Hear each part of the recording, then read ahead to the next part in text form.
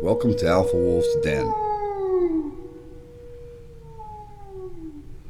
There's a lot more to a company than just their earnings. Alpha Wolf's Den, we're searching for those intangibles. We're looking for clarity and enlightenment.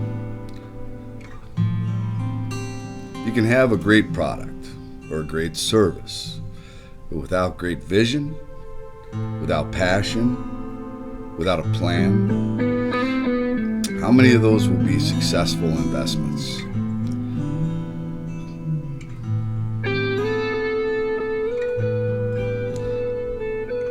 Alpha Wolf's Den is all about getting to know the leadership, and not so much all of their successes, but their failures. And how did they address those failures? How did they bounce back when they faced challenges? Do they have a big cash burn?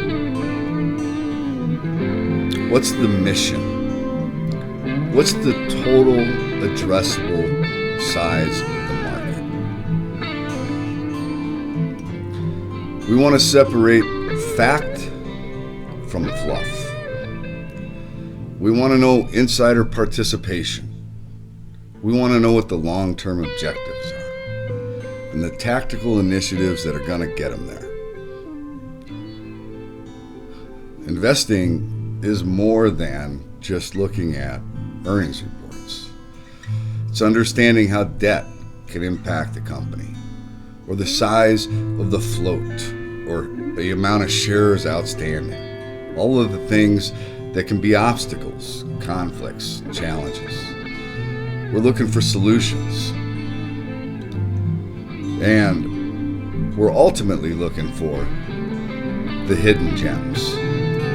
That's what Alpha Wolf Den is all about. I hope you enjoy this interview, because this is a company that I think could be one of those hidden gems. Perfect. Okay. This is Tim from Alpha Wolf Trading, and this is Alpha Wolf Den, and I am very pleased that we have a special guest today, Mark Wong from S&W Seed. Mark Wong from S&W Seed, and the symbol on S&W Seed is SANW. And before we get started, Mark, I just want you to know that most of my members know that you have given me a very good education in biologics. and I appreciate that, because you explained some things to me that I did not understand about biologics, and why maybe efficacy wasn't so strong. I learned a lot from you, and I absorbed it. So I want to thank you for that. But what I want to do now is I want people to get a feel for who Mark Wong is, hear your story, and not necessarily just like your successes, maybe a couple of failures too. Does that make sense? Absolutely. So thanks, Tim, first of all, for inviting me to do this. I hope that your listeners find this useful to them. I think I will claim one privilege, and that is that I have been in this industry for 45 years. I started with my first seed company in 1978. And so I have watched all of the technology and all of the changes that have come into agriculture over a 45-year period. And I personally, have experienced a lot of them. And some people would say it was the cause of some of them. And so, I have this very unique position to be able to look back on history as a person who actually was there and experienced it. And I think that I try to use that now to also look forward and try to describe what may lie ahead in terms of problems for agriculture and what S&W might do to take advantage and make a little money based on some of those things coming. So to answer your question specifically, I mean, I basically came into the industry. I'm a chemical engineer. I worked in the liquefied natural gas and petroleum business before I came here. My dad was kind of in the same business. I finished high school in Paris, France, and spoke French then. And he was building an oil refinery in Normandy, France, and that's why we were living there as a family. And so after I graduated from Lehigh University with a chemical engineering degree, I went to Algeria and built the first liquefied natural gas plant that was in the world. And, fascinating experience.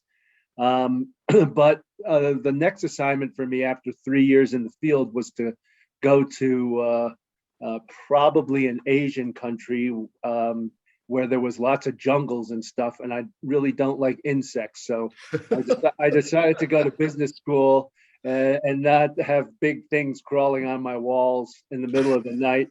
And so, went to Wharton, got an MBA, and then ended up at FMC, which was also in Philadelphia, and eventually in their agricultural division after I worked for the president of FMC and M&A, a fellow by the name of Ray Tower, who's long retired and but was a wonderful first boss for a person like me to have. So, the seed business. When I got in, there were 500 corn seed companies in the US. And today you can count them on two hands. And that's the amount of consolidation that sort of happened in the industry. And that consolidation's happened because the technology is rather expensive and you have to have bigger companies that can basically develop the technology and then spread it, sell it all around the world to basically recoup their costs, because it's just very expensive to put genes into plants. And so my companies have always put genes into plants. My first company was called Agrigenetics, and we, along with Monsanto and a company in Europe called PGS, basically had all of the intellectual property in putting genes into plants. At the beginning, they were not very functional genes, but we were all trying to just prove the technology and get better at it. And so most of the first couple of decades was spent doing that. I mean, the first product that came out was Roundup Ready soybeans in 1996 by Monsanto. And,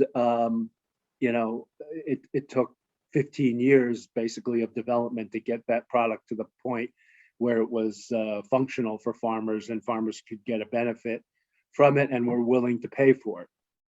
So a long history sort of doing genes in plants. My second company was a company called Agricetus. It was a joint venture between Cetus Corporation, which was a medical biotech company in San Francisco, and W.R. Grace. If you look in the name Agricetus, you could see Cetus and Grace in the name, Agracetus, as how you spell Agricetus. It was we basically put Roundup Ready into soybeans, and Monsanto ended up buying that company in 1985 because the purchase price was less than the royalty stream that they basically owed on. It's approximately now 400 million acres of soybeans all around the world that have Agricetus technology in them. And so, it was the point in time of the industry where these genes and the use of these genes were expanding. And, I continued to build companies that reflected that sort of change in the industry. I think it's important for your readers, for your listeners to understand that, these are fairly long-term projects. They take between 6 and 8 years. So if you, to develop a new product and test it in the market and start producing seed so that you can have something to sell to a farmer. And if you look at my companies, it took sort of 8 years, 6 to 8 years to get each and every one of them to a point where someone might want to buy them. And so, that reflects really the time it takes to develop the products. So let me pull back on that just for a second. So Sure. the two companies that you were with, the one that was sold to Monsanto, were you the CEO of the company, the founder? I was the CEO, not the founder in either of those cases, but the third company I was the CEO and co-founder, and it was called Emergent Genetics, and we went with these same sort of gene constructs. This time we focused in cotton to emerging markets, and hence the name Emergent Genetics. And we basically sold insect genes because cotton is attacked by lots of insects, and herbicide resistance, which is always a useful gene in crops, and sold that all around the world. And Monsanto bought that company in 2005. And so, I've been in lots of different businesses. I had with partners a greenhouse operation. We had 30 acres under glass down in New Mexico. We sold to Whole Foods. I was in the Apple business. I was CEO of a set of assets that were in a bank reorganization, and the banks hired me to basically make a real company out of it. I was in the ethanol industry. I was chairman of a David Einhorn publicly traded ethanol company that just worked out okay. So you asked about things that were not complete successes, and I would say that was one of them.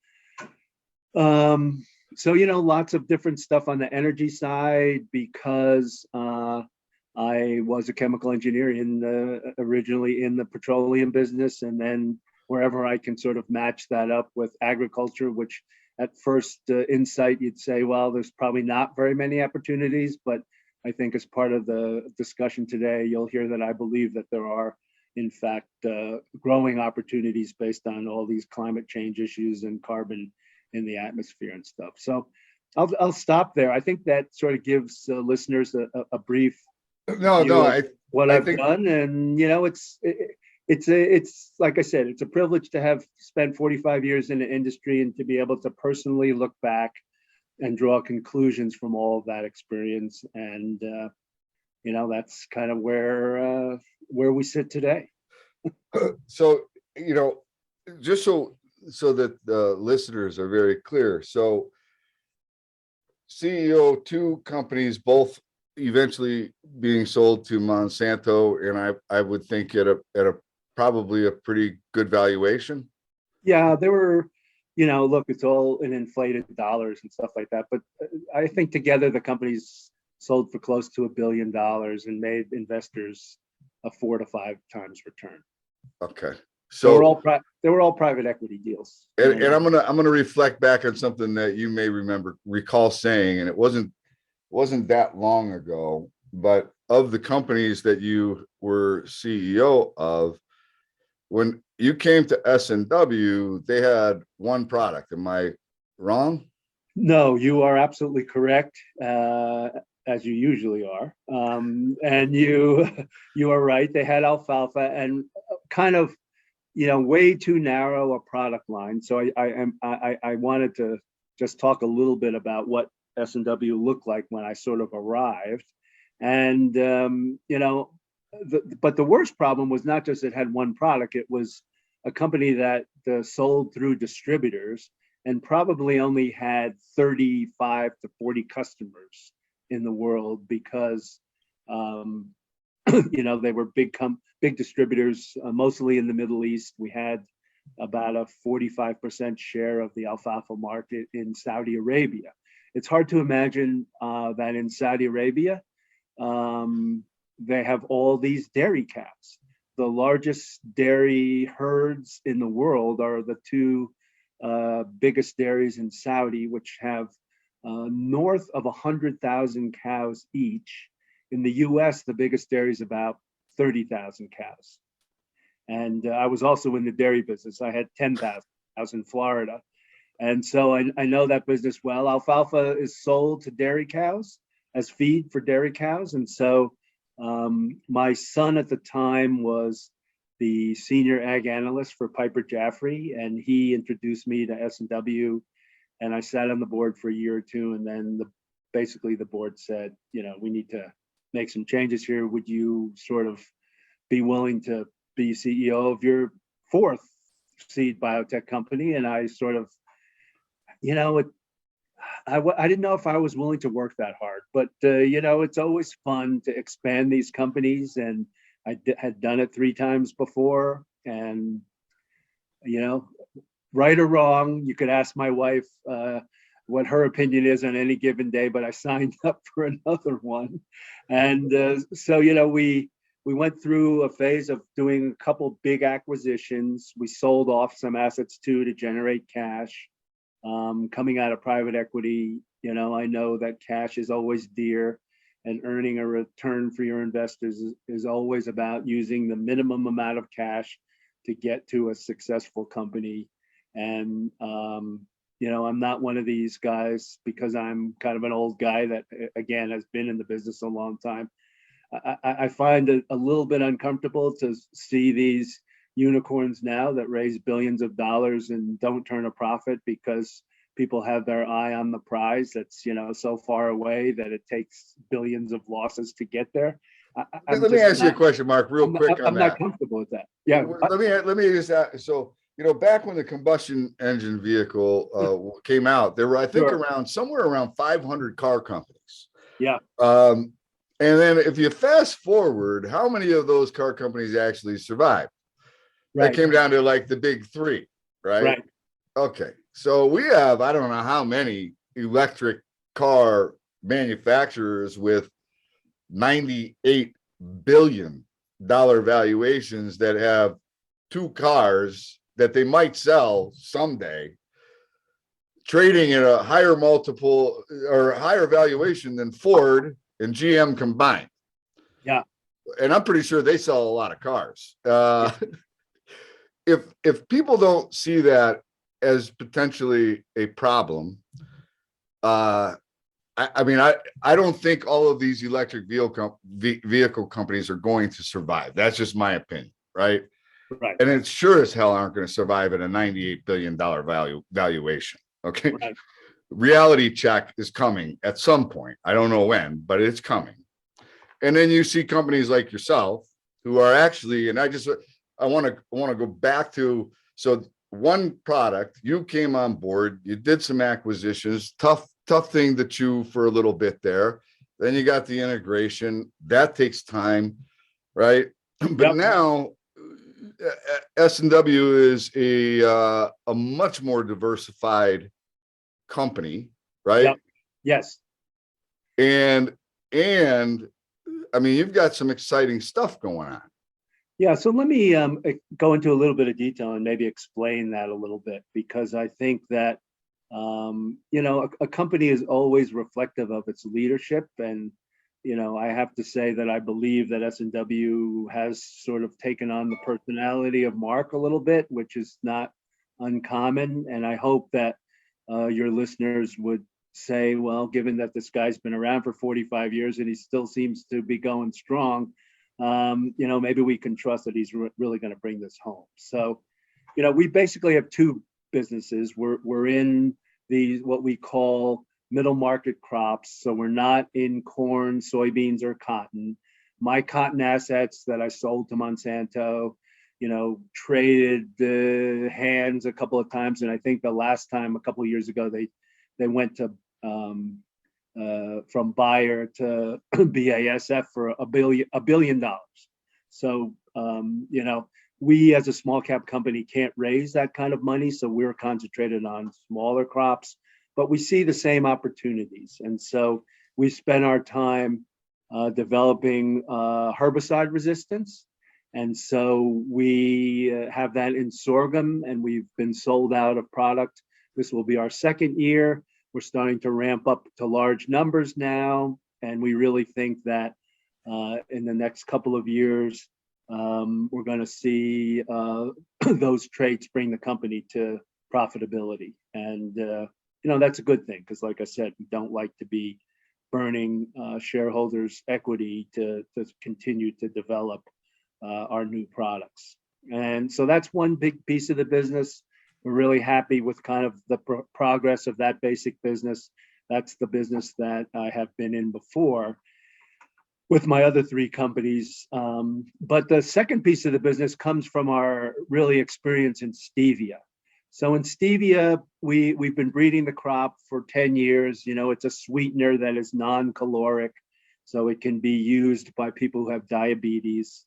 You know, it's a fast-growing market. I think the U.S. market's about $800 million in sales. And so we teamed up with one of the biggest stevia sellers, Ingredion, and we're in the process now of a bit of change. So we don't just do all of the proprietary research on the seed. We now have an agreement with Ingredion where we contract with growers, we give them for a fee our seed, and they grow the stevia leaf, which the sweetener is extracted from, and then we buy the leaf from the farmers and sell it in a back-to-back agreement to Ingredion. And that's the business we're developing now in the US. So everybody wants to have shortened supply chain in this time of, you know, COVID and demand induced. And currently, who is the biggest producer of stevia? Ingredion is, but they grow it in China. What country? China. Thank you. So they have to produce it in China and then refine it in China and Malaysia, and then bring it back to the US. And I wouldn't want to have that business because of the supply chain problems right now, but I would want to have a business that supplies the biggest world market, which is the US, this $800 million market, and growing at 12% a year, something like that. With homegrown product. Yeah, with homegrown, right. Man, we're going to grow it in the Carolinas and the Southeast, Georgia, maybe Florida, and we're going to process it down there with Ingredion, who's going to build the plant, and then we're going to sell it in the US. And it just, you know, simple is better where I come from, and it just seems like hauling the stuff 150 miles is a lot better than hauling the stuff 6,000 miles two ways to get, you know, the stuff back to the US. And so, but the real learning there was that a seed company can do these kind of, we call them round trip deals, right? Where you basically are buying something from farmers, but you already know who you're selling it to, and you already know at what price, so that we, as a small company, can't get caught in a price squeeze. And so we've gone on to look at, you know, growing other things in plants. So maybe let me just back up for a second, because I think there's a really key component that we want to make sure is understood here. Number one, so grown in China, typically the whole plant gets destroyed in China in one cycle, 1 year. Yes, right. Correct? Right. With your product, which is proprietary to you, yes, right? It's your seed, grows, and it's a 3-year cycle. Yes, you are absolutely correct. We grow it as a perennial crop for 3 years to reduce the cost, because establishment of the seed originally in the field is one of the most expensive parts of the production for a farmer. And so we have devised a harvester that sort of rips the leaves off without ripping the plants out of the ground. And we can harvest a couple of crops a year, and we can keep the plants in the ground for 3 years. And so we have proven to ourselves, and I think to Ingredion, that on a per kilo or per pound basis, our cost of production is going to be competitive with China. And not only that, but my friend that taught me about biologics also said that because there's different strains within the leaves and the plants, when you're in China, you don't even get to the M and the X and the Y and the Z, right? Right. They're in the A, B, C, but the sweeter leaves could actually be in the M's. Yeah, so the plant makes different roboticides. I think that you've done your homework as usual, and we can manipulate those and select for the ones that have higher sweetness and better flavor. And so, and it depends by use, right? So, a company making beverages like Coke or Pepsi, obviously the two big ones, and they have looked at stevia and use it in their products. They have a different taste profile than someone who might be making cupcakes or muffins or something and selling those to the public. So Right. we're plant guys, right? We know what's happening inside the plant, both genetically and from a DNA standpoint and from a farming standpoint, and we tried to take advantage of that to create plants that have higher value. In essence, that's what I've been doing for 45 years. I want to ask you a question, Mark. Does genetic mutation happen in nature? Yes, genetic mutation does happen. You could watch COVID, right? And these new strains that are coming out. That's a mutation. These are all mutations because there's so many cases of COVID around the world that millions and millions of cases that the chance that the virus basically mutates by nature, is pretty high, and we've seen. And there's mutation in plants, and there's mutation in animals, right? Yep, there's definitely mutation in plants and animals. It's slower than viruses and bacteria, but the mutations are pretty random in plants, right? And so you need kind of people like us with their hands on the genetic steering wheel to drive the mutations, and in this case, they're controlled mutations in a positive way. In a positive way that gets you something that is going to help consumers. In the end, you either eat it or you use it as an industrial product, and it has to help the consumer in one of those two markets. Okay. Because as I look at it, I think that there's a lot of opportunity to solve a lot of the world's problems, like world hunger, if we were allowed the scientists to do the science that actually improves products, maybe gives it nutrients like rice or lettuce, or that has no nutritional value, but actually give it nutrients and nutritional value, right, by adding genes. And that could solve a lot of problems, couldn't it? Absolutely. I mean, one of the real issues is that based on kind of percent of disposable income that American families spend on their food that they buy, if we go back to kind of 1900, the turn of the century, U.S. families were spending about 40% of their disposable income on food. And over the years, that's come down to maybe 10 to 12%. And that includes what people spend to eat at home, plus what they spend in restaurants. And so food is very cheap. And,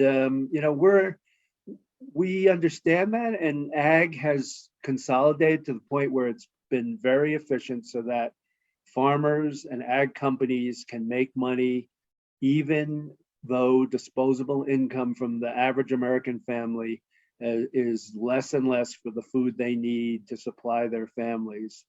But we think that with all of this climate change stuff, and obviously when it doesn't rain, or it rains too much, or it's too hot, or it's too cold, and these cycles are being amplified because of the carbon in the atmosphere, and the cycles to develop these plants, are, as we've said before, 6 to 8 years.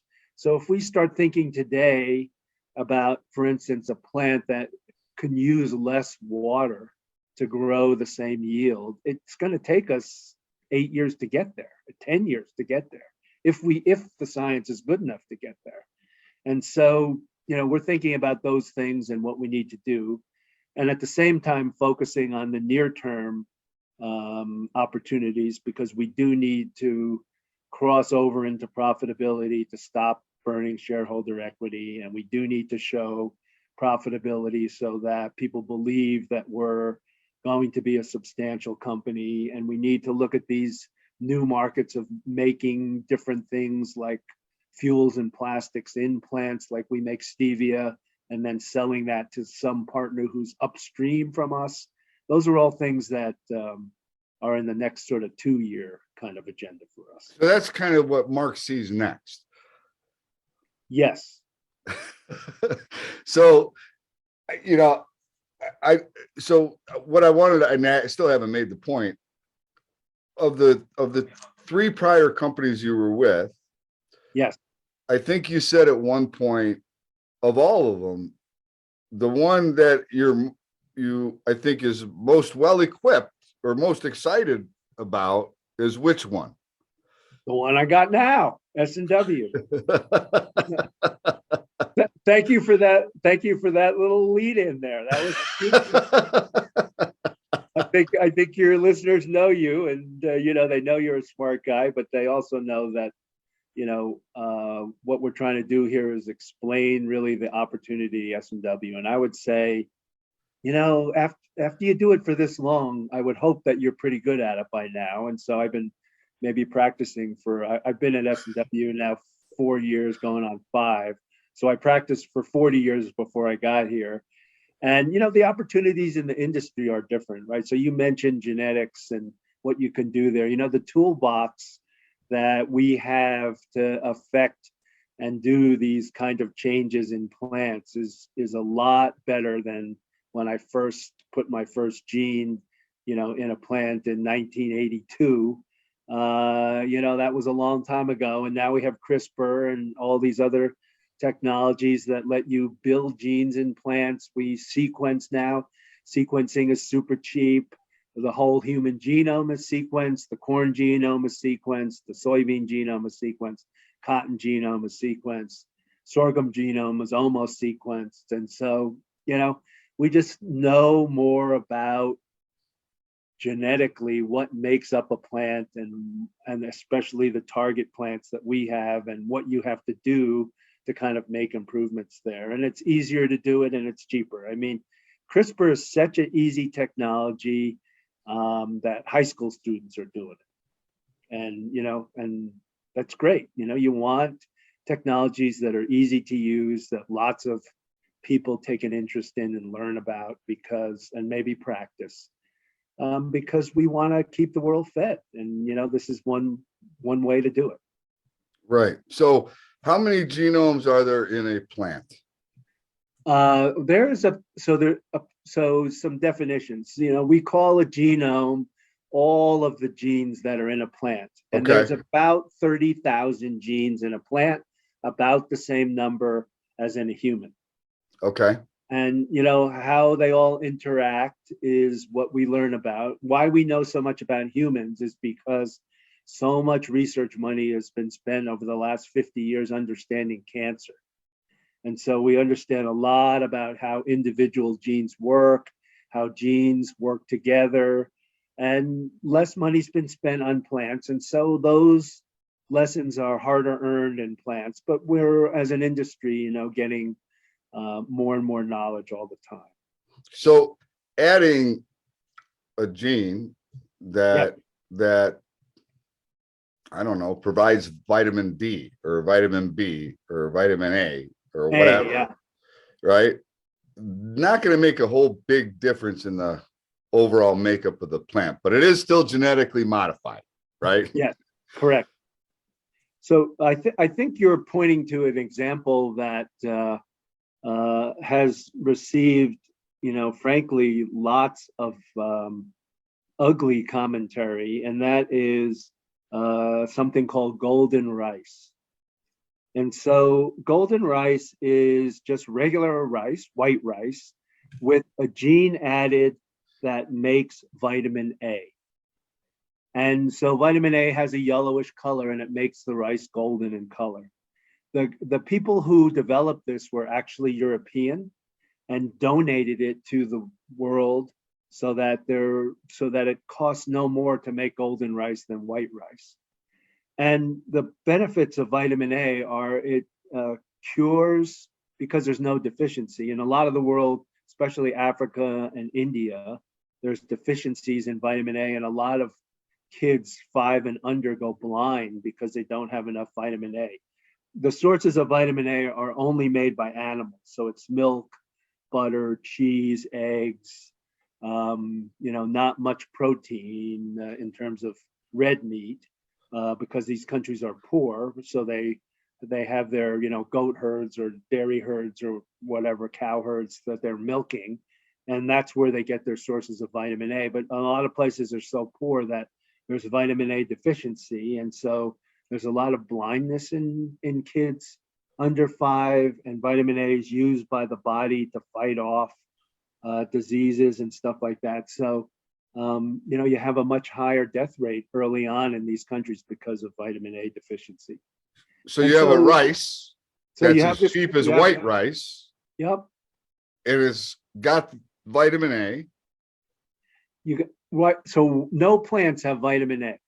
So these two scientists put a gene to make vitamin A into rice. And so golden rice is the only plant that makes vitamin A. It's an extra gene added to the roughly 30,000 genes.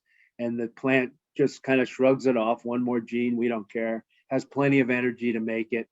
And, it's fascinating. So this scientific development, I think, was like 2005-ish or something. And it's still not readily available in these poor countries because a lot of people think that GMOs are bad. And they're bad, because they're just bad, and now there's no scientific evidence, in my view, that says they're bad. But, a lot of people think they're bad. And here's this product that people are dying because they don't have vitamin A. Or going blind. Yeah, or going blind. So it's clearly beneficial. It doesn't cost the poor farmers anymore to produce it, or to, there's no royalties. There's nothing. The scientists donated it. Is the product approved? I mean, is it approved through the? It's approved, but then each country also has to approve it, and in some countries it's not approved. They don't approve it. Yeah, and it's a political thing, It's just like, really, so you got all these poor children who are blind, and you won't approve it? I mean, I don't understand it, but one Well, one thing that age has taught me is that I don't understand everything. So that's fine. I think one of the things that I kind of has become my mission is that I look at the younger generation. They seem to care about the planet, and at least they talk that they care about the planet. And I see all of these companies, and you're not the only one. I mean, there are a lot of companies out there that are really trying to do some good things for the planet, for the world, and they could actually become growth segments of our economy if they were to get past the incubator stage into actually becoming profitable companies, right? Right. The problem is that the Wall Street guys, the big firms, are never going to pay any attention to these companies because, number one, they're too small.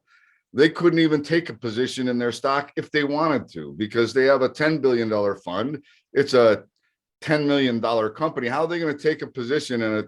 It's just not going to happen.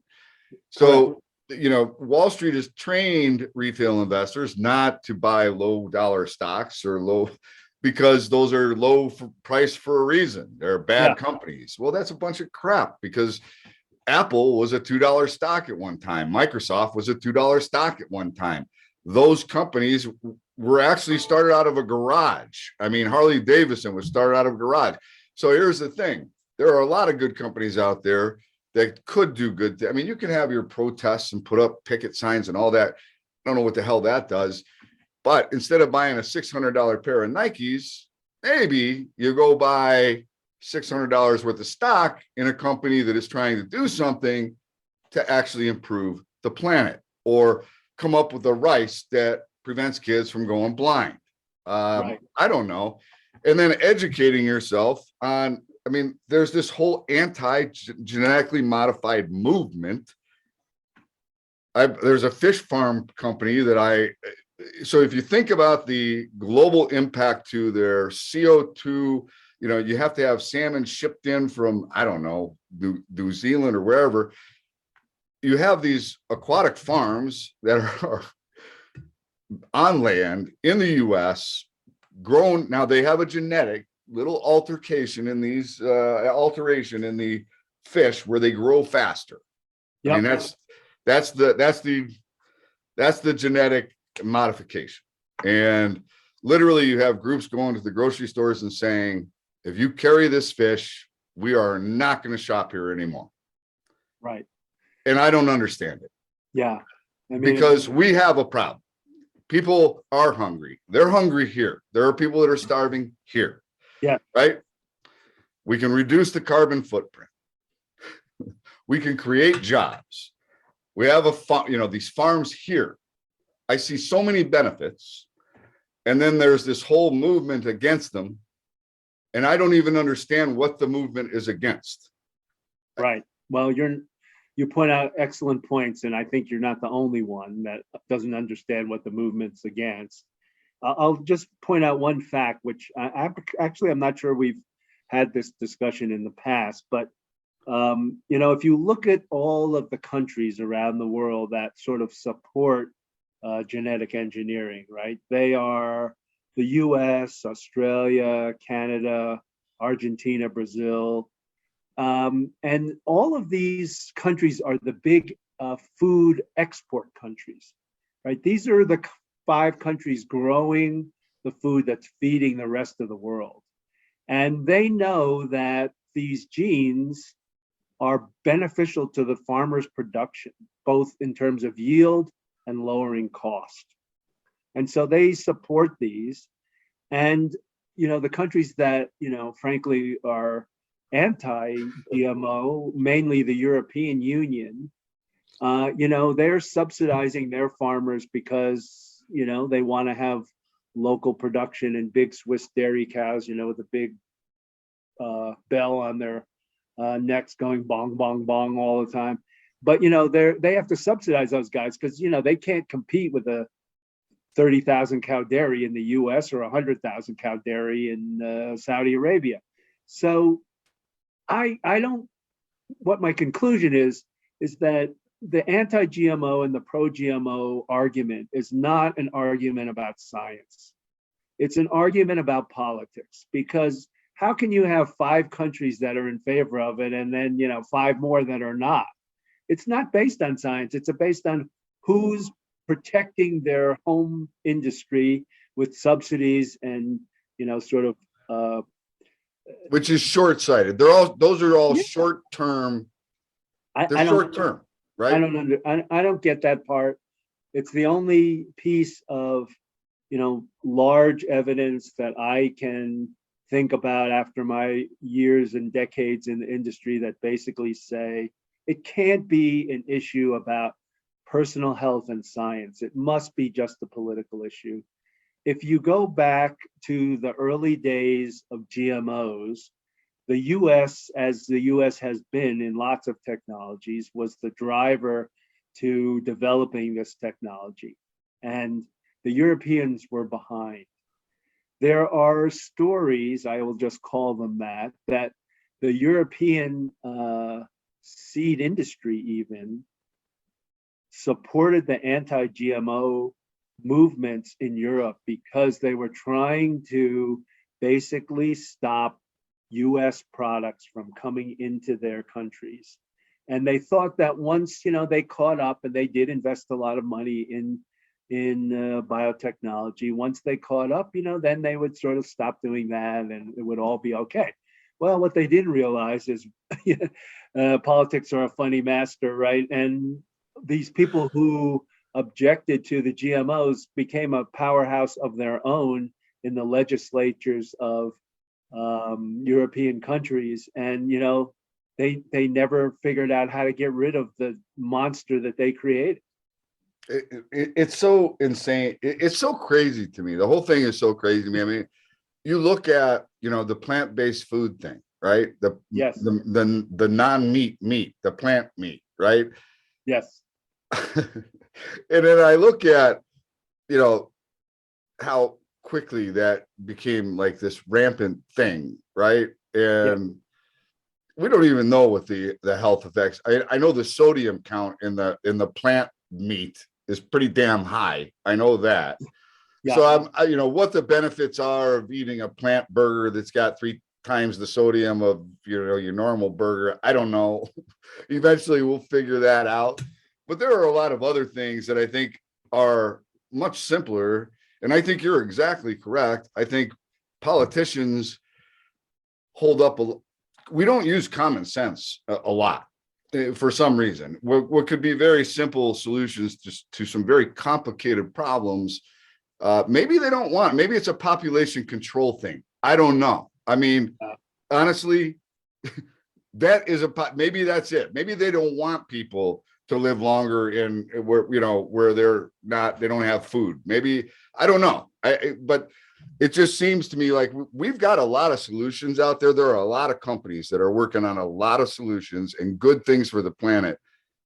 And for whatever reason, one thing to think about too, with the small companies, if there's a big player that dominates the market and you've got this little guy that's trying to come up with something that might be healthier, better, whatever, would it be in the best interest to let that guy succeed? Probably not, right? For the big player. Yeah. Yeah. They can put, undue pressure on their stock. There are a lot of games that can be played that can make a company not succeed. But you know who always makes companies ultimately succeed or fail? The consumer. Right. Ultimately, that is who decides, right? Yep. And if everybody gets on the same page, it isn't Wall Street that makes Wall Street didn't make Walmart a success. The consumer did. If Walmart built their Walmart and nobody went there. Right? No, absolutely. The consumer in the end has the only vote. So if we all got on the same page, we could actually make real change happen. Right? Yeah, I totally agree with you and totally think that's possible. I'm just trying to, at S&W, do our part to be. So let's get back. We kind of got off on this big, huge picture, but let's zip it back down. When you did this deal on that was like, and I know you don't like to use words like transformational. Right. But can I ask you, is that deal that you did, how long did you work on the deal? I mean, we've been breeding stevia for 10 years and we had to develop this 3-year production, process that you pointed out. And so we've been probably talking to Ingredion for 4 years. 4 years you've been working on the deal. Yeah. And now you have the deal. Yes. What happened when you announced that deal? Not much. I don't think people appreciate that, ag is such a business of moving heavy stuff with not much value, long distances, right? I mean, that's how Cargill makes all their money. They take advantage of small penny disallocations in that market, right? And this is not the computer chip market. Now we can't get computer chips for cars and stuff during COVID. But I mean, this is about hauling stuff that is real heavy a long way and having fairly low margins. And so whenever you can do something to grow the production closer to where as you said, the consumer lives, he's the one or she's the one that decides on the success. That has always been a good thing in agriculture. So just so I'm clear, you have a farmer now that is guaranteed a buyer for 3 years, guaranteed the crop for 3 years, right? Yes. And he's guaranteed he's going to make pretty good money. right? Yes. Yes. Look, Is that would you call that a win-win-win? I would call that a win-win-win, but there's a fourth win there that we haven't sort of talked about. So this area in the South, traditionally, now in the last 40 years, grew tobacco. Oh, And so these poor guys, tobacco is not exactly a market that's growing in terms of volume. And so these guys do have some experience with leaf, though. It's with leaves, right? The leaves are the product. right. And so these farmers, are so excited to get something that has leaves again that they can grow. That all I can tell you is that's the fourth positive, is that we have a farmer community that's going, hey man, can you like buy more acres from us? Because we're gonna do this all day long. We want to do this all day long. And that's, to me, that's just a win. That's a win-win for the country. It's a win-win for the farmers. It's a win-win for the consumer, right? I mean, it's just a win-win-win in my mind. I think so. And nobody cares. Well, I don't know. So I don't know if nobody cares, but I don't think investors care.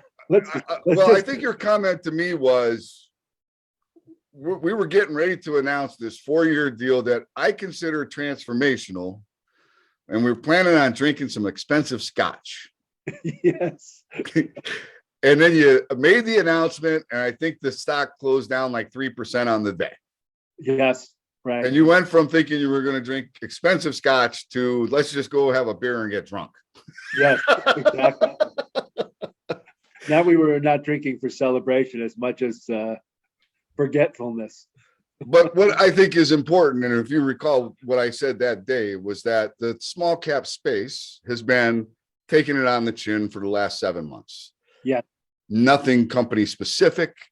It is sector. It is the sector that is weak. And unfortunately, 90% of stocks are going to follow what the sector is doing. So, I don't view it as a S&W issue.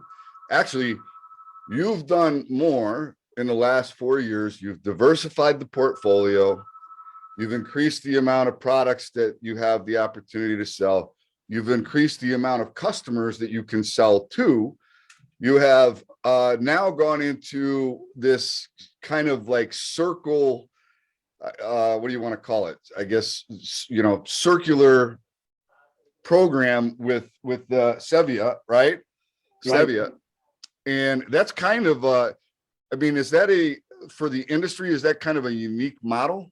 Yeah, there are other examples in like sunflower oil, but for stevia, it's a unique model. And we believe that ag is going to come to more of these type of agreements. That's why we're interested in, doing things in fuels and plastics. But I think it's the wave to come. And I think we are, knowledgeable in how to do it.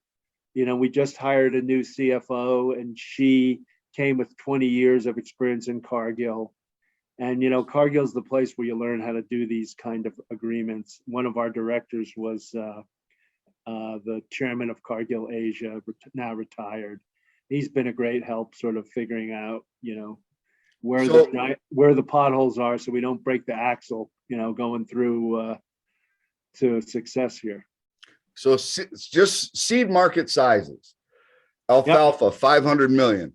Sorghum, 500 million. Sunflower, $1 billion. Pasture seed, 100 million. Wheat, 70 million. And then 565 million on the stevia. Yeah. Those are some pretty big numbers. We think that we can drive the company to, over the next foreseeable future, a $500 million company. Okay. And we're 85 million guidance this year.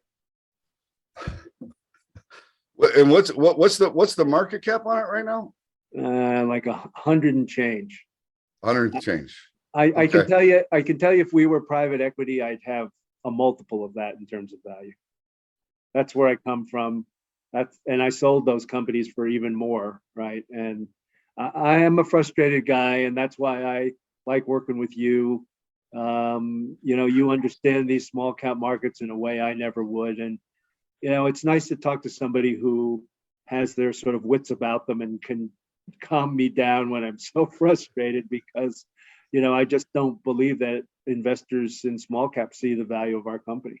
Well, I think Wall Street is a big problem. They're a big part of that, right? And I think Reddit actually did something not long ago that kind of could have given people a little window into actually what could happen, because there is strength in numbers. There is, without question, strength in numbers. And literally, the Reddit guys took a $1.5 billion fund and put them under, and a lot of retail investors got rich very quickly in about 2 weeks' time. There are companies like yours that, look, let's talk about the balance sheet real quick. How many shares fully diluted outstanding? There's roughly 35 million shares. It's a very simple balance sheet, only common, no warrants outstanding, no preferred stock, no funny business. Music to my ears. No warrants outstanding, no preferreds. Oh my God, a guy that gets no convertible debt, nothing. Nothing. Very clean cap structure. I'm a simple guy. I can't keep track of all those numbers. So you got a diversified business, a guy with a track record that has shown not once but twice that he can take it from concept to exit with a very sizable company. You've got kind of a little revolutionary thing going on in stevia that is a win-win-win for the farmers, consumer. And I'm looking at your commercialization here. So, these are the things that we've got coming up, right? Yep. Let me move this over here. You've got, we didn't even talk about the seed. What's the double team sorghum, right? We didn't even talk about that yet. Yeah, I mean, that's our herbicide resistance in sorghum that's so valuable to the market right now. We've been sold out for 2 years. That's what's going to allow us to, we put out a year ago a view of our technology on a 3, 5, and 10-year basis, and we're still very, very confident that we can make that 3-year number. And so, those are the products that are going to be our profitability in the future. Okay. So you've got alfalfa, you've got something coming out in 2022 on that. Yep. And then we've got another sorghum gene coming out probably a couple years after that. Okay. So you got quite a healthy pipeline that you're working on. Yes. Okay. And then revenues you expect, I think I heard you on the last call, maybe it was, that you're kind of anticipating revenues to start kind of notch back up this year, right? Yeah. I mean, we've been growing at a 15% clip, and now we're getting into much more profitable products with these genes that we're selling, these traits. And so, it's a good picture for the next couple of years. We're pretty excited about it. So, one of the things that's tough about the ag space in general is it is a long cycle business, right? Yep. And there are a lot of variants. There's the weather, there's shipping. Yeah. Right. There's a lot of different variables that can impact a good season from a bad season. And then if you have a bad season, you got to wait a whole nother clip to get to, right? Right. You only get to plant once a year in the Northern Hemisphere and once in the Southern Hemisphere. There's nothing we can do to change that. Right. But if you have seeds that can be more weather tolerant and all of this other stuff. Yeah, we want better yields for farmers and more consistent yields given changing weather. That's our goal. Okay. Let's see. Is there anything else, Mark, that you feel as though maybe I'm missing? I think we've really covered it well. And unfortunately, I've got another call. I've got to get on. Appreciate the opportunity to be invited to discuss all this. And thanks again for teaching me about the small cap markets and continuing to point out why I should not veer from the trajectory that we're on, that the markets will recognize value once we once we get. I think you're doing a fantastic job. I am a shareholder, so, you know, and that could change, but I am a shareholder. I've gotten to know you fairly well. You know, I think you've done a phenomenal job. I think at some point the market will recognize that. You know, SANW real quick, and you don't have to stick around. If you've got to go, you've got to go. That's your chart. That is the symbol. And technically, this is at a very interesting area of potential support from a technical standpoint. So anyone who is looking at it may want to look and maybe consider taking a starter position, because this is actually a pretty good area. But Mark, thank you very much for taking the time. Anybody that wants to reach out to you can do so at just, you got investors relations, right? Right. We have investors relations, but my email is markwong@swseedco.com. Send me a Perfect. Note. Thank you, Mark. Thank you so much, Tim. Appreciate All right, man. Happy holidays to you. Okay. Yes. Happy holidays to you also. Okay. Bye-bye now. Bye-bye.